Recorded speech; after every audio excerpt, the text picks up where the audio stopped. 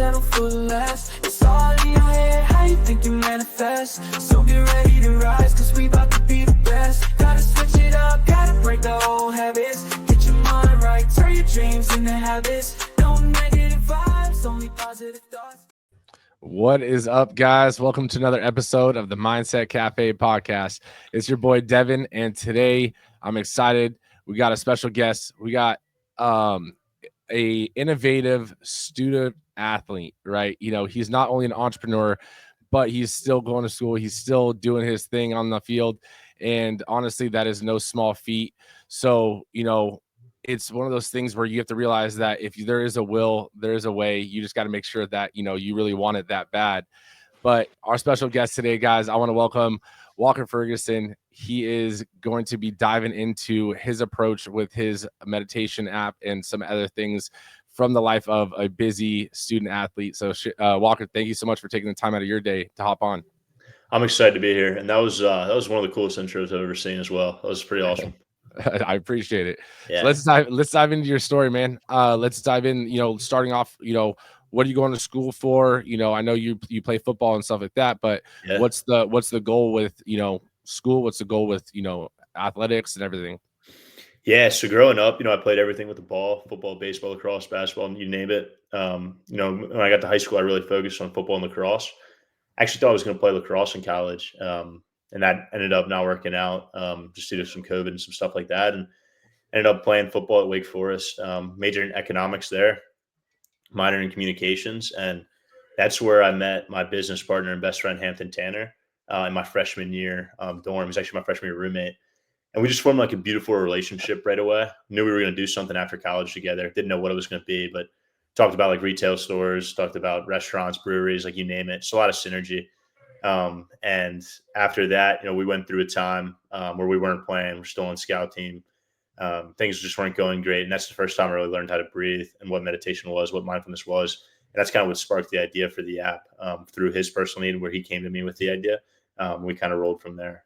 But the plan after college, to answer your question with the economics degree, is to be an entrepreneur. I have that spirit to find ways to help people live a happier, healthier life.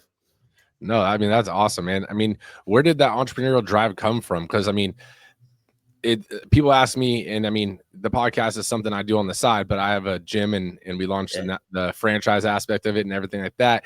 But like for me personally, I don't have entrepreneurs in my family that like showed me the way. You know, what's your family dynamic like? You know, what do your parents do, and you know, what gave you that entrepreneurial drive? Yeah, 100%. So my mom's a realtor, residential realtor. So in a way, she has all her own clients. She's a private realtor, so she doesn't like advertise or anything. And that was kind of cool watching her communicate how to become. She's a boss saleswoman, so we got sales in my blood early on, how to talk. And then my dad was in medical sales. They're both self-employed, so they both never worked. They both worked for themselves their whole lives. So in a way, they were entrepreneurs, although neither of them scaled to have, you know, hundreds of employees. But I definitely got to see that growing up and kind of what it takes to kind of work your own schedule, but having that mindset of, you know, you got to get things done on your own clock, right? And you end up working, you know, way more hours when you're working for yourself. But, you know, that's kind of what drove it early on. And my life philosophy too is I'll live my life. I want to always be curious, not judgmental, and I always just want to learn, right? And I was fortunate enough to do a fair amount of internships in the summer, you know, sophomore, junior year, the one in the spring when I was still playing ball. And, you know, I loved it. I learned a lot. I just felt that I wanted to continue to explore and like find ways to become more innovative, to help more people. And I really felt like I was kind of compressed with my actual, like where I could grow within like the system. And that's kind of what drove me to, you know, want to explore and create things and help people. No, that's awesome. I mean, yeah, I mean, both your parents, they still had that entrepreneurial, you know, drive, even, you know, they didn't have the scaled side of it. It's still, you know, you got the experience that a lot of people don't. And that's so cool because it's funny. I mean, how old are you? I'm 22. See, I mean, one, you got the voice of like a 40-year-old, you know, you got that man's voice, but you got that experience because you mentioned it already, that working as an entrepreneur, people see on social media nowadays that it's like, oh, you know, be your own boss, you know, work 4 hours, you know, in a week. And it's like, dude, that's not the case, especially in the beginning. And sometimes even ever when you're an entrepreneur, you're trading a 9 to 5 for a 24/7. right? So you got to experience that, see the hustle, see the determination from your parents. So that's so awesome that you got that. Do you think that is what kind of influenced you to be your own boss in a sense? Yeah, I definitely think my parents had a big part in that. I definitely think athletics did too, especially playing at Wake and learning to like embrace the suck and learning like what discipline was, what consistency is, and how those things two mesh together to get to where you want to be. So I think it's definitely a combination through my athletic career as well as my upbringing. No, that's definitely awesome. So go into the app a little bit, right? I mean, that's Yeah. no small feat in one, starting an app, and two, even building it out, the innovations and all that kind of stuff. So what was that initial phase for you to start the app? What did that look like? Yeah, no, 100%. So Hampton essentially called me with the idea. Like I said, my partner and freshman year roommate in February. We had both used the app Calm. As student athletes at Wake, we had a free subscription and we liked how it gave base meditations, base sleep stories. And obviously no one beats like an Adam Score or Matthew McConaughey voice. Like they're amazing. But nothing felt individually or personalized for what I was going through, right? Because we were all going through things. And every athlete, I don't care if you're a starter, second, third string, whatever you may be, like everyone's going through something. You got presentations, class, school, social life, and there's a lot, right? It's a full-time job. So when Hampton said we're going to create an app that uses artificial intelligence the right way to give athletes personalized meditation, sleep stories, and what we call meditation plans, which essentially are plans where you can put in a specific goal, right? So I could say, I want to become a starter on my Wake Forest football team my senior year. I'm going to do this, this, and this to achieve my goal. And it'll actually break it up into like a step-by-step process for you to see yourself achieving that goal, right? Because as athletes, we know everything starts in the mind. But getting back to the process, once we knew where we wanted to go in the vision on the vision board, life's all about relationships, right? A lot of things really fell into place because I'm not a comp sci guy. Hamp's not a comp sci guy. We're an operation guy. So I took a class at Wake. It's called a military leadership class with Professor Sweeney, who's unbelievable. And he had CEOs, former presidents, like always come in and speak at the beginning of the class, right? And every day after the class, I would just go and introduce myself. Just be like, hello, my name's Walker. I'd love to chat, right? Phone call, LinkedIn, like lunch, whatever it is. One of the ladies was named Miss Pace, who was the former CEO of a legacy credit union. And she connected me with two great men, Mike and Stan Bukovich, Stan Parker and Mike Bukovich at Winston starts a startup lab downtown. So after that, we were getting kind of pushed in the process in the right direction because I didn't really know what I was doing. Hampton didn't really know what he was doing, but we had mentors leading us in the right direction, right? So from there, like I said, life's about relationships. Me and Hampton took Spanish class at Wake, and we're just awful at Spanish. Can't speak Spanish to save my life. When he transferred to Georgetown, he had to retake Spanish class, and that was a blessing in disguise because the head of the computer science club, Colin Graydon, who's our CTO, he came back to school. He's 29 because he taught himself computer science, just an absolute beast. And Hampton pitched him the idea, and he's like, "This is what I want to build this summer," right? So he brought on Gordon, another kid in the club who's very good at what he does. Still a student at Georgetown. He'll be a rising junior. And over the summer when I was in New York, Hampton, Georgetown, and one was in Jersey, and the other one was at Georgetown. We literally built the app over the summer. So while they were building the MVP, me and Hamp got a provisional patent, trademark logos, formulated a marketing plan, and kind of what our brand was going to be, what our approach was going to be. So after that, that's kind of how the ball got rolling. And then in September, we did our beta testing, brought on a couple more people to redefine the app and make the user flow, the user experience better. And then we got on the App Store November 1st. Dang, man, that's awesome. Congratulations. You should I be proud of appreciate yourself. it. I'm trying.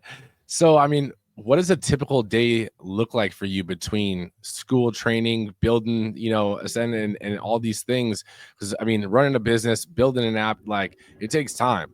And so not putting what you got, you said you're a senior, not putting that on the back burner because that's, just as important. So what does your day look like? Yeah, no, that's a great question. I think it all comes down to those two words I mentioned at the beginning: discipline and consistency, and sacrifice too, right? Not going out on Thursday, Friday, Saturday nights, like going the extra mile, finding a way to get that extra hour because everyone only gets 24 hours in the day. It's how can you maximize those hours, right? But for me, it would be wake up at 5:30. I'd go in. We'd have meetings in the morning. After that, we'd go straight to practice. Sometimes it would be a lift after, sometimes a lift before practice. But then at noon, I'm about out. At noon, I would go to my classes. It depends on the day, but usually classes were from like 12 to 3:30. So I'd really try to lock in the best I possibly could and really take notes of the classes, really engage and try to understand what I was learning instead of just being in the class. And I found being present in class helped me a lot because I had a lot more time through the back half of my day to not have to relearn the material because I had learned it from the professor that's actually teaching it, which was huge. And I wish I learned that early on. And then after that, obviously they kind of grab like a quick lunch, whatever's going on. And then I would go straight back home and just start grinding on Ascend like the rest of the day. And then, finding a way, like an hour to read a book, right? Because I love to read. Reading's so essential. It's like a spiritual recharge for me. So I'd read throughout an hour a day. And then when I was not, doing Ascend stuff, I'd make some dinner. And then after that, I read the word, hit a meditation, and I'd go to bed and then just repeat. That's it. No, So, I mean, that's awesome, man. I mean, it's funny because like especially in the build phase and in the growth phase and all those things, like your days can get kind of repetitious, and almost like monotonous of just the same thing over and over and over again, even though each day presents its own problems and struggles and obstacles of the business or the app and so forth.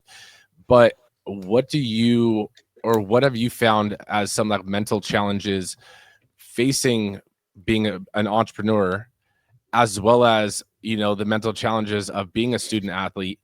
And how do you kind of recenter yourself or push yourself when you're feeling quote unquote burnt out or overloaded or stressed or whatever term you want to give it? no, for sure. Starting with the business, as as an entrepreneur, no week's the same, right? Every week you got new challenges, you got new obstacles. There's always something new. And I love that. I love the challenge. I love the process, and I love learning, right? I know we talked about that earlier. So that's kind of what really gives me joy, right? And I think it's really important for everyone out there to find your why. Like, why do you do what you do? What's your purpose? And then once you figure that out, you're going to want to get out of bed every day. You're not going to be wanting to drag out of bed because like what you want to do, right? Mhm. Regarding like burnout as a student athlete, that's a really prominent topic too. With everything going on, I think the most important thing is positive self-talk. Understanding that, you are a student athlete, that not like 99% of people, or I don't know the exact percentage, but aren't student athletes, right? It's really hard to get to that level. It's like, you're a winner. Like, you've done something right to get to that phase. And even if something's not going right in the moment, that constant reassurance, building that emotional resilience of like telling yourself, I'm here for a reason. Like, I'm going to figure it out, whatever that may be. And that's what I would say is the most important thing, is that positive self-talk, because I really do believe energy travels, whether the positive or negative. So you always got to feed positive affirmations into your mind to get to where you want to be. And on top of that, for me with my faith, I'm a Christian guy, like I said, so my foundation is in my Lord and Savior, Jesus Christ. So no matter what's going on throughout the day, if I am in a slump or I am feeling kind of overwhelmed, being able to pray because for me, prayer is asking God, and then meditation is sitting in silence, listening, and taking that time out of my day to recharge my batteries, right? So I don't feel burnout. There's a book called The 7 Habits of Highly Effective People that I would highly recommend everyone to read. And the last thing he talks about is called sharpening the saw. And that's essentially taking care of the physical components, which is us like working out, the mental components, like reading books, listening, doing what we're doing right now, listening to podcasts, gaining wisdom, the spiritual component, whatever that may be for you. And then, emotional and socially, right? And if you can take care of those 4 components, the other 6 will kind of take care of themselves. So I think regarding the burnout phase is take care of yourself, find ways to recharge your batteries so you don't experience that burnout. That's what I found super helpful. Have you found yourself, and I'm saying this from firsthand experience, Yeah. because at the time of opening the gym, it happened, and then obviously realizing it, and then fixing it, and then launching the franchise, it happening again. Yeah. Sometimes you get so involved or mentally engaged in like, there's almost not a sense of burnout, because you're just like, it's, even though there's obstacles and stuff, like it's so rewarding and it's exciting and all these things, but all of a sudden you start letting stuff go, put on the back burner, whether it's school or whether it is training, like cutting training a little bit short so that you can go get to work on the app and so forth. Have you found yourself kind of catching yourself on diving into the app more than some of the other areas of your life? Yeah, no, that's another good question. I had a buddy that really helped me with that. And he always told me, he's like, keep the main thing, right? He's like, why did you go here, right, in the first place? You came here to get a high class education, right, at a very prestigious school and to play football, right? So that's super important. So taking a step back, I feel like is very essential too when it comes to time management, right? It's like, yes, like this is super fun. Like I'm on the grind, like I'm enjoying this. I'm seeing progress, but it's like I also have to take care of these other components of my life because that's what got me to this point to be able to get this ball rolling, right? So, I think it all comes back to how you manage your time. And to answer your question, I'd be lying if I said I didn't. I definitely have gotten caught up in that. I mean, ever you get excited and you start doing it, but then to your point, you look back and you see those other things kind of start slipping away and you're like, okay, I got to kind of revert, put a little more time here. So I think it's kind of just, it's just life. Like you experience it, you learn, you adapt, and you figure things out. So I mean, I got a question for you, a little tangent question because Yeah. I mean, you're 22. I mean, I'm 33, and I've had some years in the game of entrepreneurship, and I would have said that I was mentally mature for my age, but definitely not at the age you're at. For one, the way you speak, but also two, like your thought process and your, emotional intelligence and everything like that. So you are definitely further in the game than I could say a lot of other 22-year-olds, even 20-year-olds at, with the whole range to 29, right? So do you have siblings? I do. I have two sisters, Older or younger? both younger, actually. That's okay. That's where I was thinking it was from, and this isn't to take away from you whatsoever. Yeah. I'm the oldest of three boys, and for some reason, like the oldest child, I feel like has a different drive or a different maturity level. Not all the time, but some of the times of compared to the younger ones because you have that protective nature. And you saying that you have two younger sisters, I'm assuming that there was some protective nature that did come with that role, if I'm not wrong. You would not be wrong. So, I mean, again, nothing taken away from you, like your emotional intelligence, your intelligence, and the way you speak and hold yourself. I wouldn't have guessed 22, unless I knew ahead of time, so that's just kudos to you, bro. Like I appreciate it. you doing this already at the age you're at. Like, I can't wait to see where you're at 33. Let's dive into a little bit of the entrepreneur space, right? Taking student, taking athlete off the table, the entrepreneur game, and people already wanting to start a business, starting, anything, it can be scary, right? What are some of the hurdles or obstacles that you faced that you didn't know they were going to be an obstacle until you're already in it? Because I mean, you can plan for all the what ifs, you can plan for, you think you know it all, and then all of a sudden you're in it and you're like, oh damn. You learn real quick what the real meaning of an entrepreneur is. What were some of those for you? Yeah, I think the first thing, like just starting out, is like, having that belief that, no matter what happens or what, like if stuff doesn't go right, that you're going to figure it out. Right. I feel like there's a lot of people, even like my friends that, started small businesses kind of give up early on because things aren't going well and they kind of just revert that. Right. But like conquering like yourself first to understand that you have to conquer within to basically, portray that outside. Right. Because things aren't always like sunshine and rainbows. But the biggest challenge, or what I would say, the biggest thing I would want to do is it depends on what you want to do, right? If you're a solo entrepreneur or you're going to be with a partner, I think the most important thing is to find the perfect business partner, because a lot of people I've talked to too, even like my dad and his buddies, like if you don't have the right business partner and things aren't going great, like that's a recipe for disaster. So I got very blessed early on to have that relationship with Hampton, because he brought me out of some dark times in my life, and we would literally die for each other, and that loyalty is there and that trust. So that's, I think, the most important thing is finding a partner. But the biggest challenge that I think we faced early on was, one, getting money, and two, finding like the right resources to continue to like scale and grow. It was a really hard process to get a patent, a provisional patent. We interviewed or talked with probably 10 to 15 different lawyers. And a lot of them just either, one, was just way too expensive. Two, didn't know how to essentially do the patent because the AI space is so new. Yeah. So that was a huge challenge. Another challenge too is marketing, like how to stay motivated, right? How to continue to like grow, right? Because you write out a business plan, right? You have your Q1, your Q2, Q3, whatever that may be, right? But then things aren't going great. It's like, how can I revert, or how can I be innovative to get to where I want to be? And I feel like that's such a hard part of being an entrepreneur, because you get addicted to a process and like a system, but it's like you have to be innovative and you have to adapt on the fly to continue to grow and scale, right? So that's something that I found super challenging, and that's why I'm so blessed I have Hampton in my life, because he's like that. He's like, dude, this isn't working. We need to switch this. We need to be innovative here, and then we can grow there, right? Because if I was just me doing it, like we never would have gotten off the ground, because I would have been like, no, we have to do it this way, right? So I think the biggest challenges early on were just finding ways to be innovative, building the relationships, and then timing too, because timing's huge. Because you can only talk to somebody so many times and try to get them to respond, but at the end of the day, you don't want to follow up with somebody 3, 4, 5 times and then just piss them off, right? So some descent, the ball's in their court. But I would say that.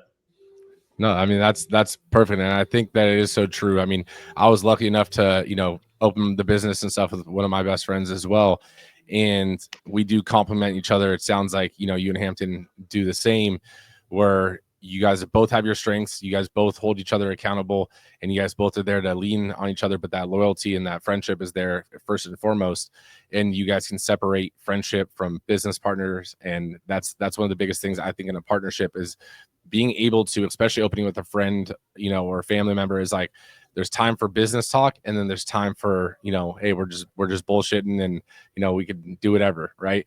And not letting those start to bleed into each other, because you guys have a disagreement on business that doesn't, really necessarily, you guys aren't friends. Like those are two completely different topics, and learning how to, and that's going to be a challenge. And believe me, I mean, you're still so young in the game of it too, and I mean, so am I. It's like those things are never ending, and making sure that you guys can keep that separation is definitely one of those things where both of you guys will have to work at that.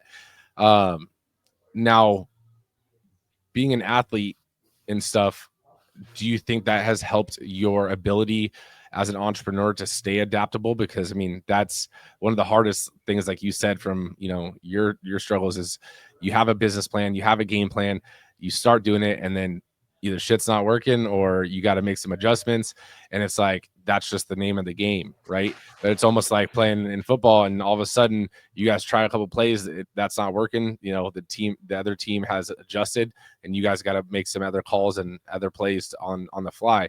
Do you think being an athlete has allowed that adaptability to be a little bit more easy for you? Yeah, I would say, yeah. I think it's allowed me to be a lot more open-minded, to finding new ways to be innovative and open to suggestions. Especially because, like you said, you never know what's going to happen in a game, and things are constantly changing. So yeah, I would say yes. So how do you face a setback, talking about athletes and talking about business, facing a setback, or facing, whether it's like losing a game, an injury, or even a hurdle in business? What are your mental strategies that you stay focused under that pressure, or under that, handling that setback? Yeah, no, that's a really good question. I think the first thing is beginning with the end in mind, right? Having the vision of where you want to be, and knowing that, through my faith as well, there are trials, there are tribulations, and, things aren't always going to go according to plan. And that's why they're called trials, right? To get over them, to continue to grow. But the most important thing is beginning with the end in mind, having a clear picture of where you want to go and what like success looks like to you, right? And never letting that out of your brain, right? To go, not to go on off a tangent, but I had a friend, one of my really close friends. He plays receiver at Auburn now. He was just he's a freak athlete, and he was going to start sophomore year. His name's Horatio Fields, and we were doing drills in the summer, and he tore his ACL, and like it was tough, but essentially watching his process of being like, dude, like I already know what's gonna happen. Like I'm gonna make it. Like I'm gonna come back stronger. Like in that positive self talk, that those affirmations going on in his head, that was so encouraging to me to see him. And then coming back, not playing like even junior year because he's still come back from injury, to having like an insane senior year and then transferring to Auburn for like a fifth year and potentially the ability to get drafted next year. But learning from others is huge too. Knowing that you know everyone is going to have a setback, right? Whether that be huge, big, small, whatever it may be. But just learning from others, learning their tendencies, and then beginning with the end in mind is important. And keeping the main thing. Like I keep saying that, but knowing why you came there, what you want to do, and having that end goal, that vision in mind. No, I mean, that is so true. I mean, damn, that ACL, that's tough. I know. That is tough.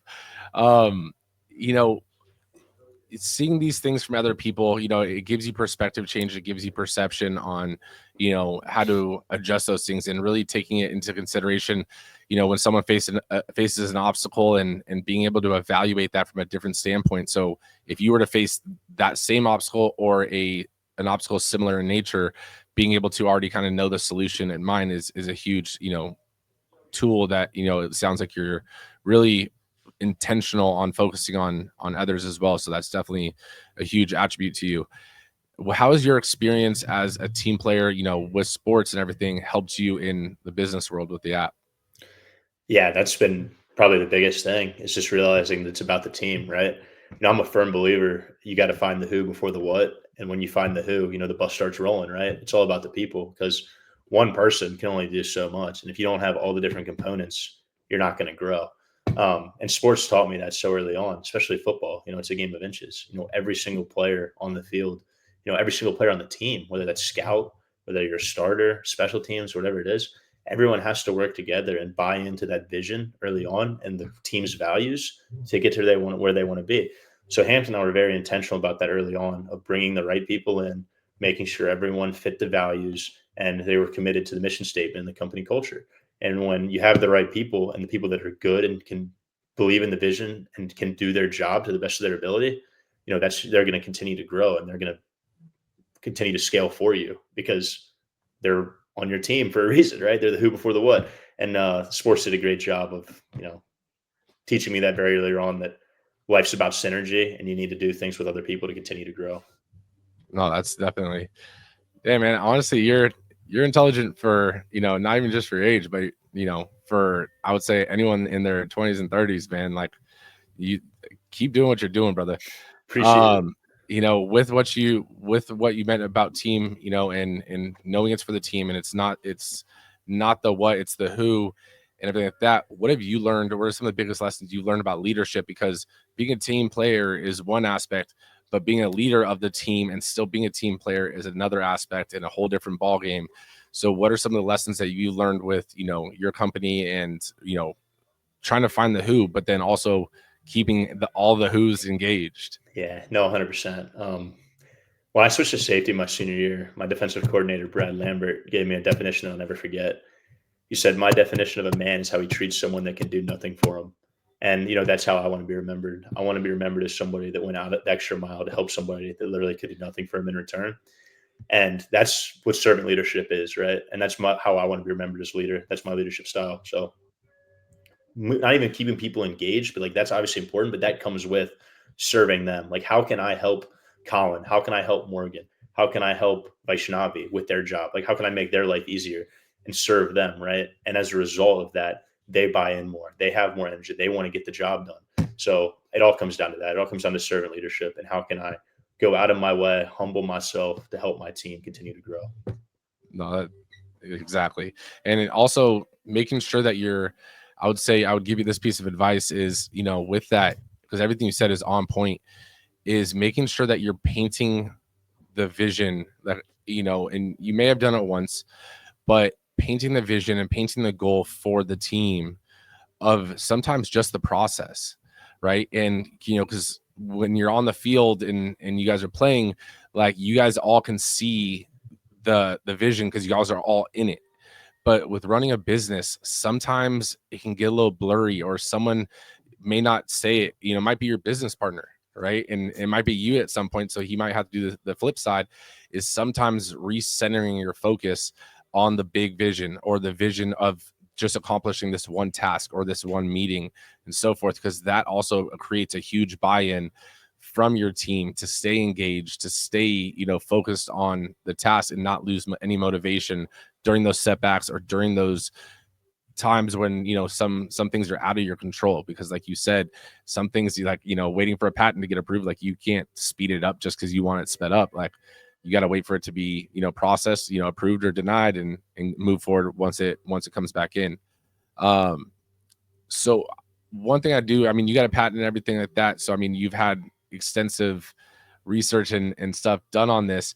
What was that like for you? Because I know you spoke to lawyers and trying to get that all done. Was it you speaking to them? Did you have your parents on the line with you? Like, because I know when I was starting off in business, some people hear you're in your 20s and they kind of, talk to you a certain way or look at you in a certain way. And, obviously if it's a phone call, they're not going to assume that you're 20, but, how was that process for you? No, 100%. Going back to your point too, I love what you said. Little wins are everything, right? And keeping the momentum. So I appreciate that. Regarding the patent process, that was, it was me, Colin, Hampton, and Gordon. Like we hopped on that meeting, and Colin is very smart, and he understood what it would take to build the app, how to implement the text to speech within the AI to be able to give the meditations, to do the pauses. Like he understood the vision for it, and essentially telling that to the lawyer. The lawyer then, the one we ended up going with, which was a referral through the startup lab, who they're pretty good at they're very good at what they do. He essentially knew exactly what we were doing, but knew more. He was like, and you should do this and this, and then we could put this in the patent as well, right? And to preface too, we got a provisional patent, so we got that for the year, and then we have to refile the utility patent in May. And if that one gets accepted, that will be for 20 years. This one's for a year, just to preface. But that being said, yeah, we hopped on the meeting, and we met with him. It was all recorded. We asked all of our questions. We prepared a lot before, using our resources, getting together our game plan, as well as using different AIs to ask questions, right, to understand what's going on in the process. And then after that, that was huge, right? When it came to the payments and understanding how to do the invoices and all that good stuff, that's when my mom came in clutch, and she showed me how to do all that good stuff. But regarding the meeting and actually getting it with the process and the technology and how we wanted it to work, that was all internal. Oh no, that's awesome. I mean, again, that sometimes that parent help, it definitely helps out Yeah. a lot. I Oh, mean, I know you guys 100%. had the mentors and everything, which is a huge, huge accomplishment for you guys, because a lot of entrepreneurs at any age feel that since I'm an entrepreneur, I need to figure out everything. And since I was, every entrepreneur, does it themselves, and that's not the case. Like when we launched the franchise, I hired a franchise advisor, and I hired someone that actually launched their own franchise and has walked that walk. Like my whole thing is condensing the timeline to success. And so you realizing that at, this age speaks volumes on your sense of humility to realize that you don't have to know everything. You don't have to solve every problem. You mentioned AI, with the provisional patent and everything. How do you see AI playing a role in not only Ascend, but also shaping the future of just wellness? Oh, it's taking over. I mean, everything I say is obviously just a prediction because I have no idea, but it's continuing to grow like so much, exponentially every week. And I see it helping in all facets of life, whether that's retail, whether that's wellness, whether that's obviously with Send, because we're literally using AI to provide personalized meditations. And without AI, that's not possible, Mhm. without actually recording them yourself. But no, I continue to see it continue to evolve, continue to grow, and who knows where we'll go. I think it's going to help out a lot of people. And I would encourage everybody out there to find ways to use AI to get your work done faster, because it really does speed up the process so quick. So, I mean, with Ascend and everything in the next few years, how do you guys plan on like scaling it? What's the goal? What's the vision? Yeah, no, 100%. So, right now we're targeting on student athletes because that's, my niche. That's what I was, and that's where my network is. Um, that being said, we're targeting universities, right? Athletic directors, sports psychiatrists, where essentially we get a deal with them, and they pay for the entire athletic department to have a free subscription. So all of those athletes will get, using their .edu emails, like a free membership to Ascend, where they can excel their mental performance, gain a mindful edge, and also reduce stress. But that's the vision right now, as of right now, is partnering with universities to grow and scale. And then there's obviously a lot of plans in the future, but that's within the next year. No, I mean, that's smart. I mean, and using the resources that you guys have now, even if you can get a coach on board to help make some of those calls and connections, probably would speak volumes, when speaking to other university coaches and so forth. But no, I think that's a great idea and a great way to go about it. It's definitely no small feat, I will say that, but at the end of the day, you got to risk it, to make it really successful and to get that growth. Now, do you have any like personal goals besides, I would say Ascend in the next few years? 100%. I mean, my main goal is just to get 1% better every day, learn something new every day. That's my main thing, be curious, not judgmental, always learn something. But on a personal note, I've written out like 30 that I want for my 2025 goals, and I'll translate it into next year. But a lot of just like a lot of stuff for Send for exactly how many users I want to have for individual, how many partnerships with universities, how much I want the valuation of the company to be by the end of the year, like all that good stuff. And I'm a paper and pen guy too. Put it in my book. It's like my bookmark. So I get to read it every time before I go to bed, program it up here. So yeah. No, that's solid, man. So before we wrap up, I want to ask one final question. And this question is a question I ask everyone. And it is your legacy wall, right? It's not a tombstone, it's your legacy wall. So on the Walker Ferguson legacy wall, it's one lasting message. It could be short, it could be long, that you would leave for the up and coming generations, that you've learned along your life's journey thus far. Give more than you take. Okay. That's it. I would like to try to give more than you take. Life's about giving. How can you make someone else's life better? Love and serve others. Help people that can do nothing for you in return, and watch what happens. That's awesome. Well, where can people connect with you and learn more about, yourself as well as Ascend? Yeah, Ascend, all of our socials, Instagram, LinkedIn, Facebook, ascendapp.ai. You can search up Ascend Meditations. You can check out our website as well as give us a download on the App Store. About 5 days away from the Google Play Store. But since this is getting released in April, we'll be on the Google Play Store by then. Yeah, definitely. So make sure you guys check that out. Honestly, it's one of those, I think it's going to be a super cool app and I think it's going to blow up. Honestly, guys, check that out. Check out, Walker Ferguson, on social media as well. All those links will be in the show notes. If you're watching on YouTube, it'll be in the video description. Make sure you guys share this episode with a friend. If you know someone that's into meditation, if you know someone that needs meditation because they're too stressed out and they're just a really high strung person, just send them this episode. But honestly, I just want to take another second to say thank you, man, for taking the time out of your day to hop on the Mindset Cafe. And, especially with this in personal development, not only is your story a testament to one, perseverance, and two, that drive and motivation that you can achieve multiple things at once. And if there's a will, there's a way, juggling so many things you have going on, but also just everything you got going on in your knowledge with meditation, everything like that is just a true, compliment to the show. So thank you so much for taking the time out of your day. No, I appreciate you. It's a blessing to be on your show and I really appreciate it.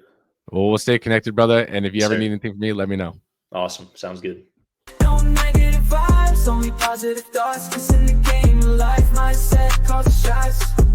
Got my mind on the prize, I can't be distracted. I stay on my grind, no time to